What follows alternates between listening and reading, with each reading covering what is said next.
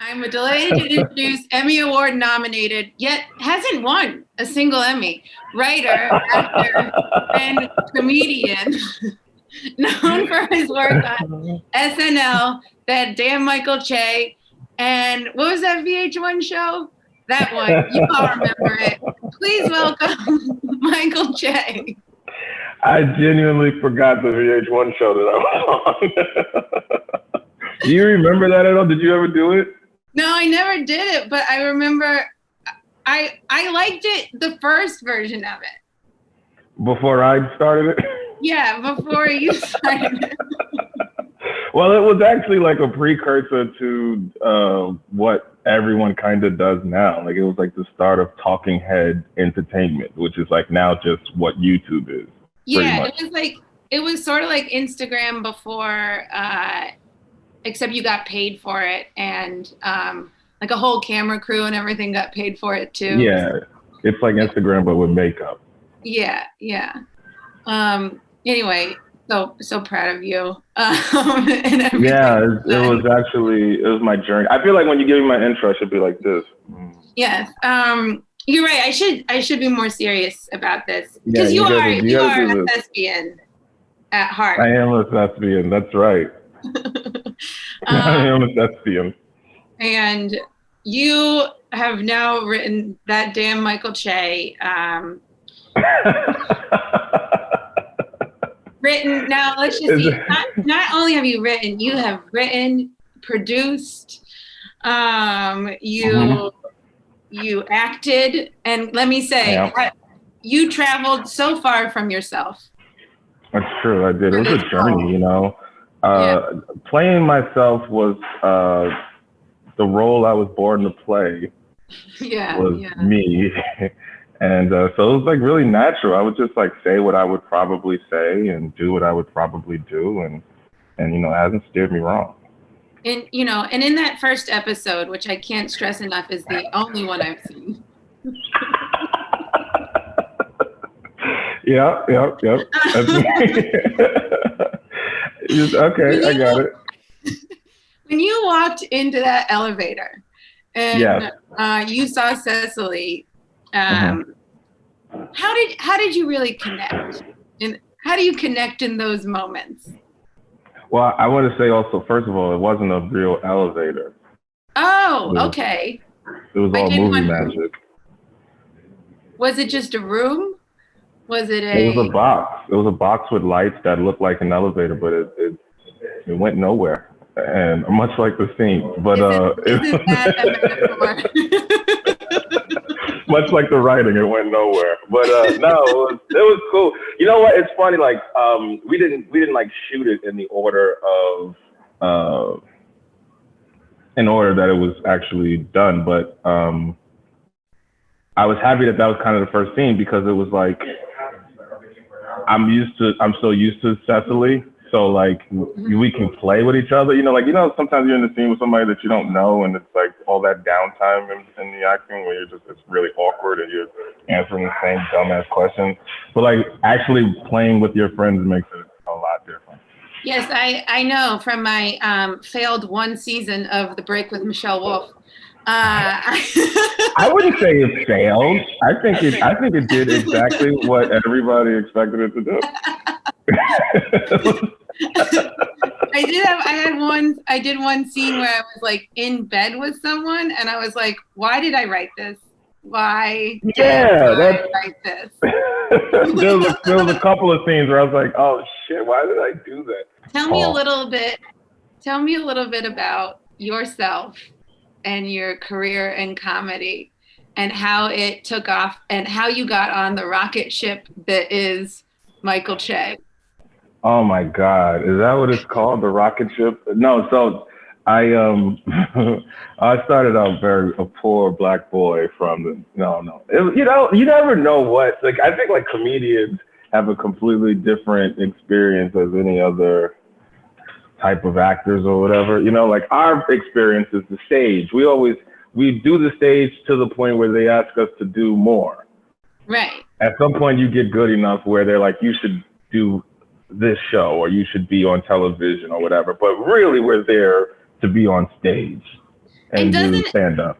Doesn't it all sort of feel like you're all doing it to get back to do? Yes, everything that I do is like, oh, this will be great for when I want to go do stand up. You know, it's like, man, this would be like everything feels like a commercial for the stand up. You know? Yeah, it really does. Like, come see me, come watch this sketch show, so that you can see me work out material that may or may not end up in a special or next season. May or may not. And it's never the opposite. I've never been like doing a show and been like, boy, I hope everybody goes home and watch my sketch show. You know, it's always kind of, you do the sketch show so that people come out to see you in stand up, which sounds probably like so obnoxious to say to non-stand ups. You know, if there's one thing I know about the acting community is that they're, you know, open to processes.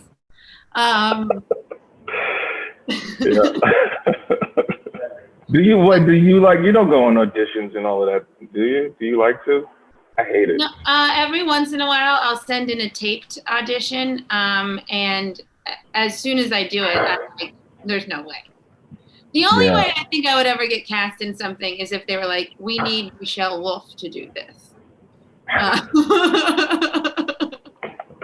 Don't even be so sure. I remember years ago, I was like 4 or 5 years ago, Hannibal sent me it was like a Craigslist ad for an independent movie. And it was like, we're looking for a Hannibal Buress type. And he was like, I'm going out for that role just to see if I get it. And he didn't. Well, like, that's kind of cool. You never know, you know, sometimes. But also, there's a lot of times when they think they want something and then you want to tell them you don't want this. Yeah, you don't know what you want until you see it, especially in casting. Like, well, when you did your show, did you have to do like auditions or whatever? Like, did people send you tapes for just being in staff, or did you only use the writers that you wanted? We pretty much cast the people we wanted in sketches. Like, we would be like, oh, this person would be really funny in this role. And we were lucky enough that they would do it. But did you have to, everyone you used, for the most part, you knew most of those people.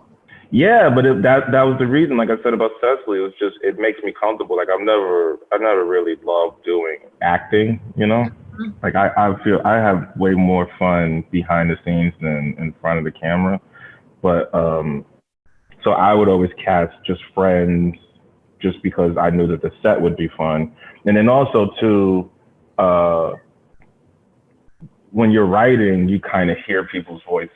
So you're like, oh man, Reggie saying this will be funny, or, you know, CQ saying this will be funny, or, you know, like you kind of already have an idea of who you want in it. So a lot of I think pretty much everybody we wanted for a certain thing, we got.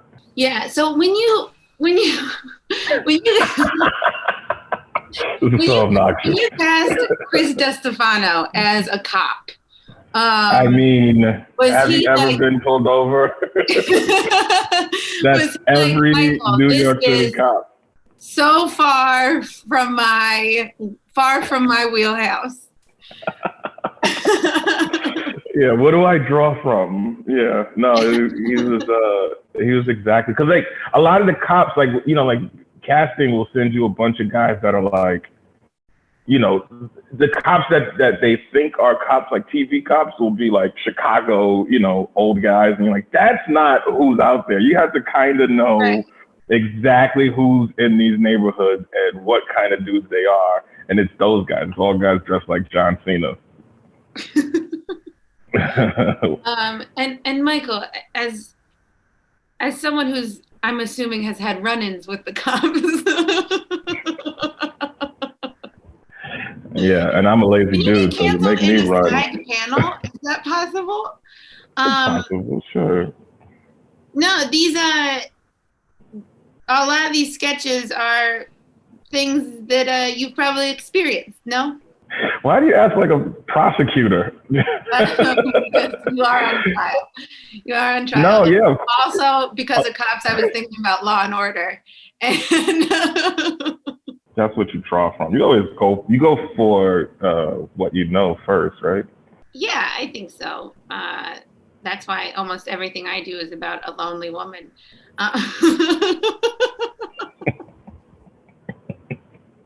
Yeah, that makes sense. Yeah. And I know you love panels. You often I call do. yourself panel boy. Yeah, that's my production deal, is panel boy.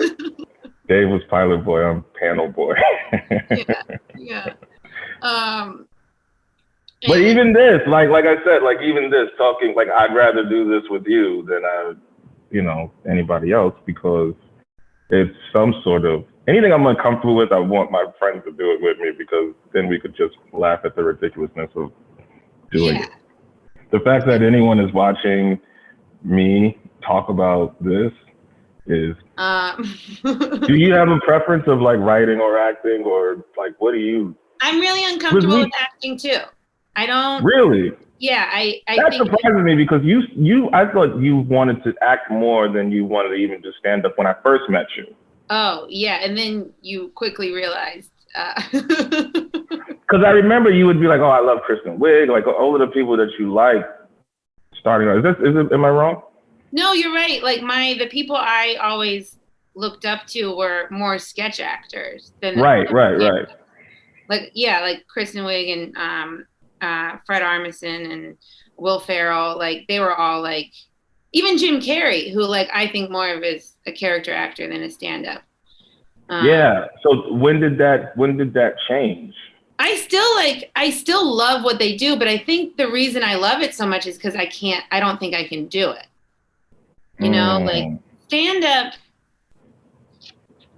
Like stand-up's your own, you get to do your own thing in stand-up. Like it's just like a version of who you are that you're making up. I think all that, and I don't know, maybe this is why you chose to play yourself, is that you like that part. Like you get to just be you. Well, there is a certain freedom in being yourself on stage too, and the thing that I always felt that stand-up had that was different than any other scripted thing, even sketch, even live sketch, is that you could always change the game. You could always change the rules. Like in a sketch, you kind of got to see it through the whole way. Like working at SNL, something's bombing, it's just bombing, and we know how much time. Like sometimes you'll see like the first joke bomb, and then the actors, you could kind of feel the energy change where they're like, man, we got about 4.5 minutes left of this. I remember one time, it was like one of my early years work like as a writer on the show, and Seth had this sketch that was so funny. It was about I don't remember who the host was, but the joke wings one. No, not the chicken wings one. This was Bobby. Bobby was like getting news that his father died, and his bosses. He worked at like a joke store, and he had to go into his boss's office, and he found out that his father died, and he sit down and the chair breaks, and it's just like the chair. He sits down in a broken chair like 20 times, and it made us laugh so hard at the table. And then when it went to dress, he breaks the chair and nobody laughs, and we're all like, oh no, there's like 15 more, and they're not gonna like this. But it's like that's the level of commitment. In stand-up, you could bail. Stand-up, you could change it. Right. You could make reference to it. In sketch, you're kind of locked in. So I always like the freedom of being able to change the game whenever anything goes wrong, Were there any sketches that you wrote for that damn Michael Che that you really loved but ended up cutting? I don't know that we cut sketches. I know like we trimmed up, or like we redid, like we'll have like a 3-minute sketch and be like, all right, this isn't really getting what we wanted, so let's just make it like a 40-second bumper or something like that. Like because a lot of the sketches are kind of tied together as a story. So it's hard to just cut a sketch. I don't know what we actually cut that I really liked. It was more like we had to just trim a bunch. Right. And just make it faster. Were there ideas that you had in the writing room that you were like, oh, that sounds great, and then you went to write it and you were like, this is an idea? Yeah, there was one idea that I still might do for season 2, where it was like a really serious Medea. Like Mm-hmm. it's actually about Medea's experience, and this is fucked up, but it's like she gets Kernsa, and She gets what? Kernsa. It's cancer, but she says Oh. it. And we find out she gets Kernsa, and it's called Medea Gets Kernsa, and we thought maybe we should save that for when we get a little bit of goodwill. I love it. I think you should. I think that should be the entire second season. It should be a long, maybe a thread through every single episode. Yeah, there was a real dark period where we was having like a lot of really sad kind of. We was like, this is only funny to comedy writers who are bored right now because regular people will take this show up. It was like there was one where it was like a full. Somebody gets full-blown AIDS, and the way the doctor tells you is he blows up a balloon to tell you how much AIDS you have. But like I said, this is only funny to people who are laugh at everything. I think this is hilarious. But yeah, because you're sick. You're a sick person. My line is so far past everyone else's line.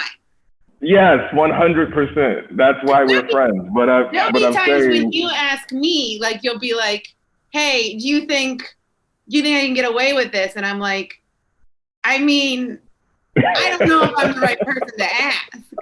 Do I think you should say it? 100%. Do I want to see what happens? 100%. Well, like Carlin says, you got to cross the line to know where it is sometimes, you know? And then you'll be like, okay, well, that was the limit, and we won't go there again, but now we know. Okay, do you actually think there's a line? I think context dictates the line. Mm-hmm. There's a line, but it's not the same all the time, you know? Context makes it where there is a line. So the line is ever moving depending on who's saying it, when it's being said. And, you know, you could say the wildest shit and it's appropriate for right now, but not appropriate any other time. You know what I mean? So, yeah, I do think there's always a line. Clearly, there's a line. It's proven that there's a line, but where it is kind of always changes. Yeah, and I think I think a lot of what you do is that you really play around with that line. Or what people's perception of the line is. I think that's where a comedian is a professional, is when you can move the line. Like, the further you can move the line, it's not the fact of, that's why I hate when articles write about jokes, because it's supposed to look crazy on paper. It's supposed to. That's the trick, is that I'm making you laugh at something that's so fucking crazy that you would never expect to laugh at. Right. You know? It's not supposed to hold up in that context. I'm setting the table so that even this is funny. And that's the trick. So it's like, for me, that's what I get a kick out of in doing joke writing and performing, is always, how do I get these people here? Mm-hmm. And sometimes it works, sometimes it don't. I think even sketch is that it's like, if you just talk about the premise of a sketch, someone will be like, you can't do that. And it's like, no, you have to see it. Yeah, of course. Like, what if we all know exactly where the line is and we abide by it, then what's interesting about the joke? Right. Yeah. I want to see somebody pull off a trick that you can't pull off, you know? Like, so even like we do Joke Swap on SNL, me and Colin, and we kind of got the idea because we would tell jokes sometimes that we liked, that we thought were funny and dark, and the dress audience would give us nothing. And then they'd be like, well, we can't do that. So one year, I think it was like Christmas, we was like, all right, for Christmas, we're going to give each other a joke that we liked all year that we could never tell. And it'll be like fun, you know? So we would explain that to the audience, and just given that context of, here's jokes that got cut that we really wanted to tell, they laughed at the same thing that they hated. They just laughed at it, but it was like, we just changed why we were doing it, and now all of a sudden it's funny. So then Colin was like, well, let's do it where we don't know what's coming, and then that made it even funnier. And But that's the thing. It's just like, it's the same joke. It's the same writers. It's just the context changed and now it's funny. Yeah, I always love the guys of like, we're not allowed to say this. And then people are like, they said it. Exactly. And they're They also like, acknowledged they weren't supposed to say it, but then they said it and now it's fine. And now it's fine. And now they're not on the hook. Because people get, you know, you're judged by what you laugh at for some reason. Erections and laughter, you get judged by. When was the last time you got an erection judged? And please tell me there was like, did it get graded? Was it like a boy, panel? Worst funeral ever. Did you stick the landing? Where did the landing stick is a better question. You see, women don't understand this problem because your erections are, I guess, inside, they go up. But for us, it's different, man. We can't hide it. We can't be like, nope, this doesn't turn me on at all. Nope, yeah. I'm fine. Yeah, I often actually think that's a very good thing. It's our little secret. Imagine if you could see your evil just like, you know, visually. I'm looking now. I know this is pre-tape, but I'm seeing the actors are logging off at this point. I see the numbers are going down. That if every time someone knew a woman was wet, which I'm sure SAG is happy to hear about in this Me Too era. Yeah, women should only wear khaki pants so we know exactly. I don't think we'd ever leave the house. Yeah, for good reason. Yeah, it would be, I mean, it would be terrible. It'd be terrible. You'd be like looking at like a baby. You'd be like looking at a baby in a park and be like, oh no, I have to go. What? I don't know. I'm just making things up. Okay, I want to brag about you for a little bit. Before this wasn't bragging? No, I want to brag about you a little bit before we both get kicked out of Hollywood forever. You wrote this show during a pandemic while you were working at SNL.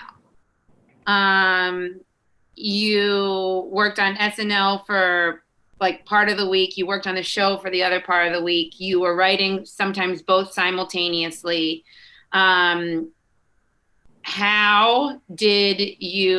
Were you able to do both of those things? It's fucking complicated. How did you write for those two shows at the same time? Your brain is mush because I started with mine and it's a time crunch. So you're trying to just like write all your ideas and it's like a purge.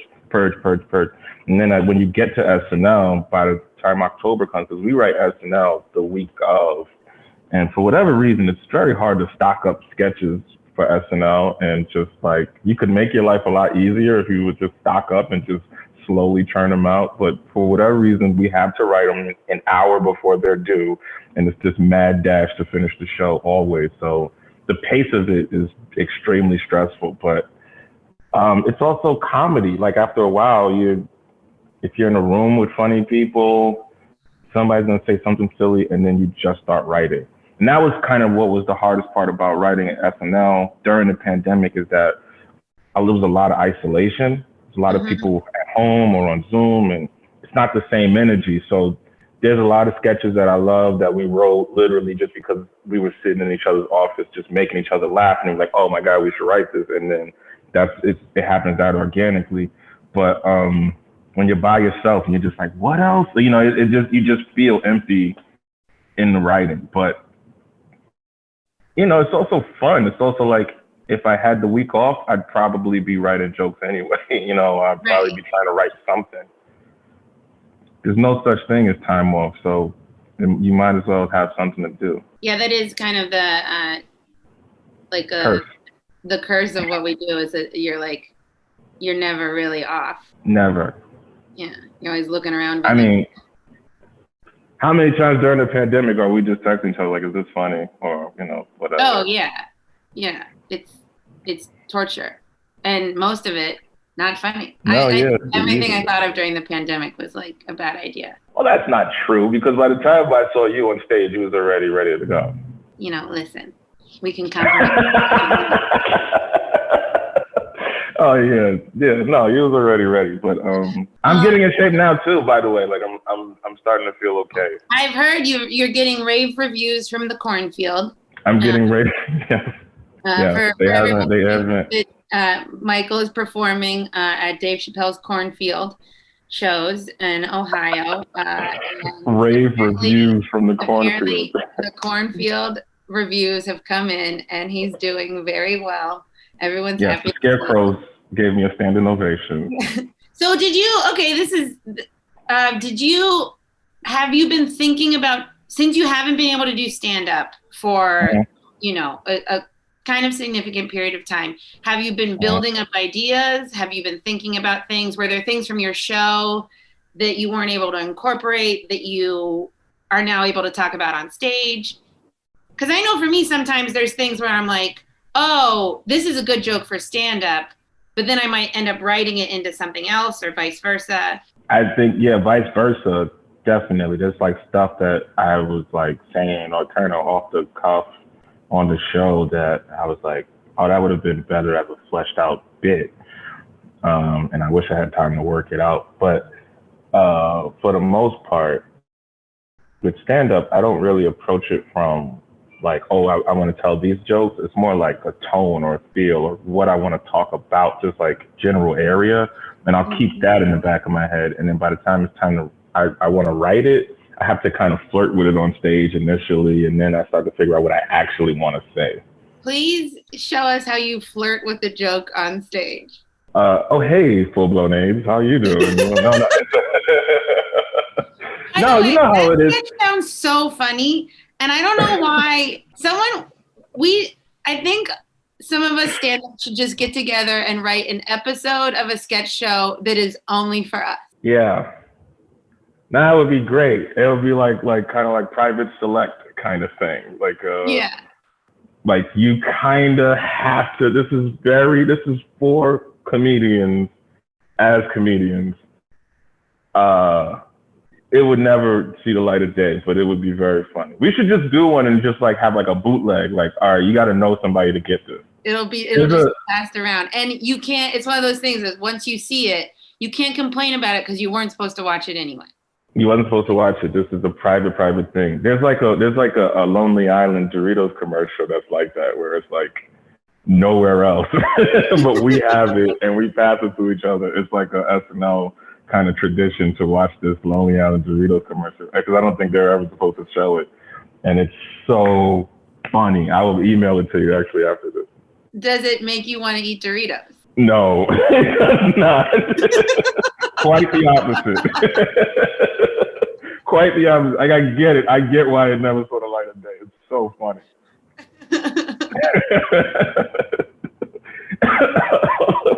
No, but it's why aren't you here? Come back. When are you coming back? I'm back like mid to late June. I mean, you did have a lot of great guest actors. I'm sure they were really fun. But you also you uncovered important topics and themes, which I know you really want to do a deep dive on that. Oh, that makes me squirm. I know. You ever okay, so a lot of this stuff, you do talk about things and it's just like, yeah, these are things that are happening in society. I don't want to have a serious conversation about them. Well, yeah, that's kind of the whole point of comedy. Anything. Yeah, like that's literally the point. Anything that feels, I blame comedians for this though. It's definitely our fault. It's because somebody at some point started writing about comedians like we were smart and brilliant and geniuses and all of that stuff. And we are so vain that we took the compliments instead of saying, hey, we're not any of that stuff. We're just trying to be funny. And this is all just funny. We are not intellectuals. We are not, this is not to save the world. This is to just give you a little bit of relief for the next time you have to go out there. It's like Bob Hope doing the USO tour, man. He wasn't out there trying to win the war. He was just trying to make the people who actually are going to win the war feel a little bit better for a little bit of, time. That's it. That's all we are. Although I do want to see Bob Hope's war plan. Like, Yeah. We ride at dawn. My Bob Hope is Keith Robinson for some reason. We ride at dawn. We ride at dawn, stupid. We ride at dawn. We ride at dawn, stupid. Oh, Korea bugs me. North, south, both bugs me. Like a shirt. Oh, bugs me. Oh, Vietnam stinks. If you know who Keith Robinson is, you'll get why this is funny though. If you don't know Keith Robinson, you know what? Don't Don't watch him. You're not gonna like him. You're not gonna like him at all. No. You're not missing anything. Okay. Let's see. I hope Keith Robinson, I will say this before you answer that though. Keith Robinson is one of the people that's in my head that's, like kind of the what would Jesus do kind of bracelets. I have comedians in my head that's like anytime I do something that I feel like might be a little, because like we all do something like, oh, is this self-indulgent? Is this fucking what is anything that feels like that? I'm always like, oh my God, what would Dave say if he saw this? What would Keith say if he saw this? What would Patrice say? You know what I mean? You kind of keep those comedians that would be like, ugh. But do you like? I know. You too as well, by the way. You're someone as well. I know why you keep them in your head to think that, but like you also feel it inside of you when it's you know, like I'm sure there's moments where you're like, oh, I could have ended on this punchline or gone in this direction, but I can't live with myself if I do it that way. You ever say something and just like have one moment of like vulnerability and the audience claps and you're just like, oh. Oh, they're just like clapping, like happy. You're like, oh, this is not why am I doing this? Yeah. I gotta tell a dick joke, like immediately just to get this taste out of my mouth. Yeah, I don't know, don't feel with me. No, I feel like a phony. Yeah, but it's also as I'm learning and growing, I'm starting to realize those moments aren't bad. Which I know, it sounds like I'm joking, but I'm serious. Like I do think it's okay to be a little bit vulnerable and let people in, like a little. Sure, but then it gets out of what I think is what we're there to do. Well, I think you still have to put a joke on it. You can. Yeah, I don't want to go to a magic show and hear the magician say, what's real working of 9 to 5. You're like, the real magic, the love between a man and a woman. Like, no, man, do the trick, man. Pull something out of your ass, man. I don't want to see this.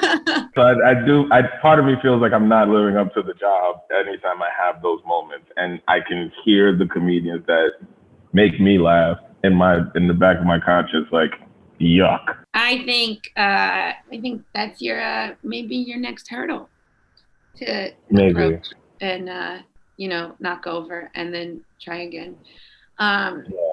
Okay, if there's one character that's not yourself that you could play on your show, what would it be? Medea getting cancer, maybe.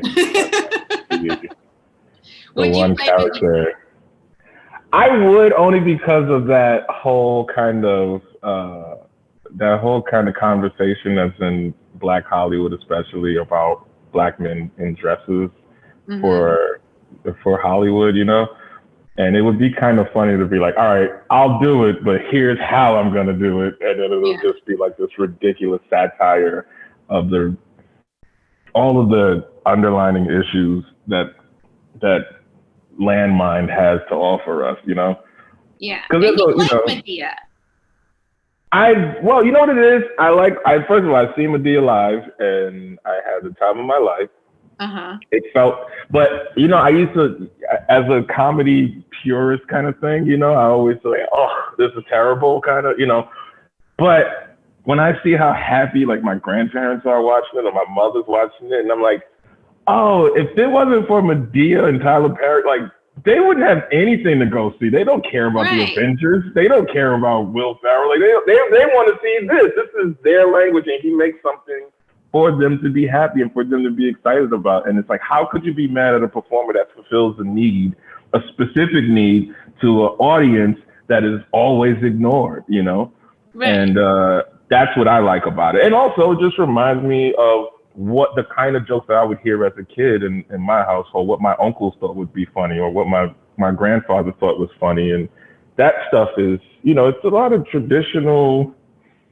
It's not the headiest material, but it is fun to see. Look, I saw him do the Medea tour in Tyler Perry. I seen him do the Medea tour at Radio City, and it's 5,000 to 6,000 older Black people having the time of their life. And I'm like, if you're in here and you hate this, then you have no soul. It was just nice.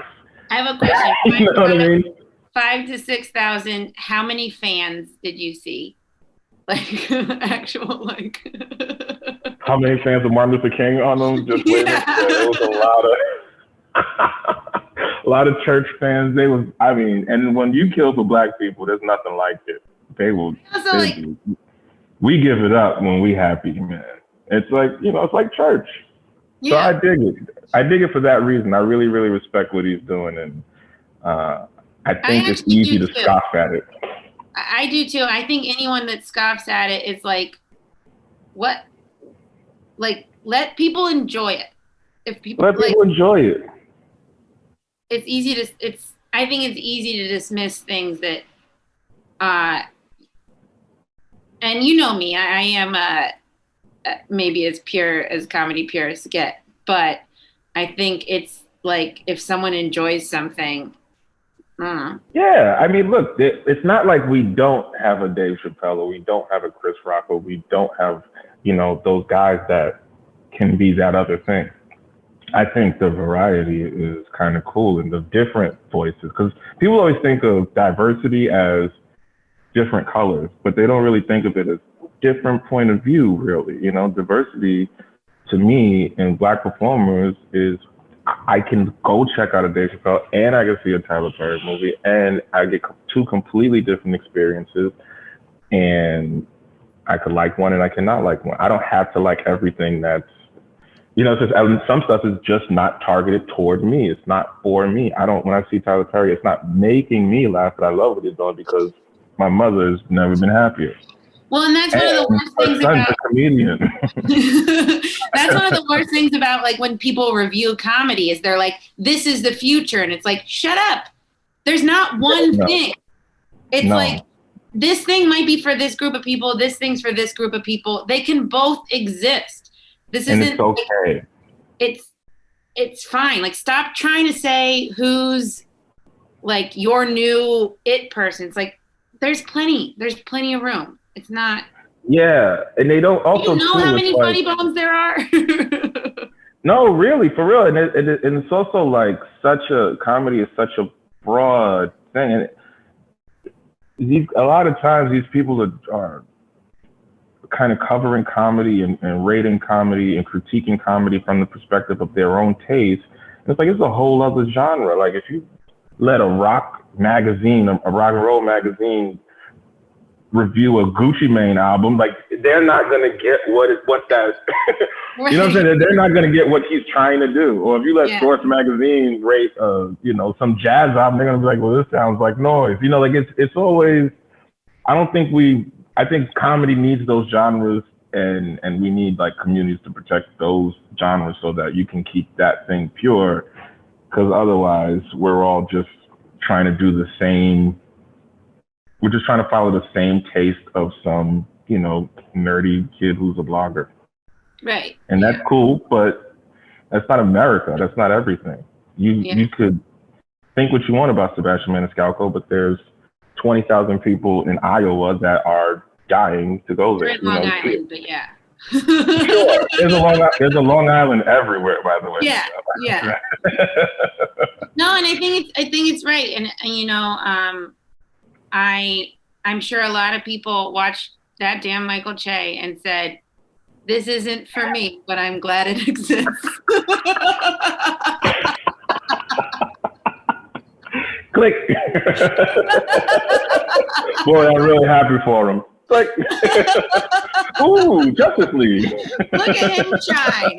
All right, where can I watch? Oh man, yes. There are people who have seen the credits and that's it. Well, I'm legitimately very proud of you, and I hope there's a season 2. I would love to see you play Medea. Medea has cancer. What is it? Cancer? Cancer. That's not happening. This is the reason I'm not getting a season 2. No, you're going to get a season 2, and now if it doesn't have that, I will. I don't know what kind of Karening I have to do to make it happen. But all right, well, you got to play the doctor that announces that Medea's getting cancer. I will happily do that. And I had to say cancer the whole time, right? Yes. There's one sketch that we kick around in SNL, an update that Megan Callahan came up with that we play with. It's called Shy Cop. And it's just a cop that's shy. And I was thinking about using that for the show. That could be fun.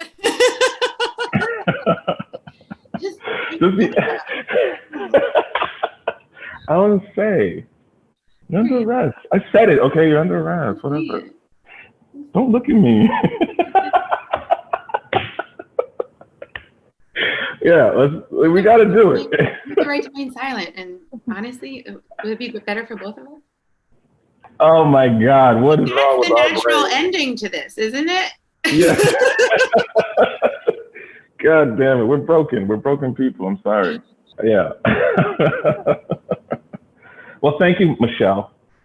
Thank you, Michael Che. It has been just an absolute honor to share this space with you. This has been quite the journey, and I thank you for going on this journey with me.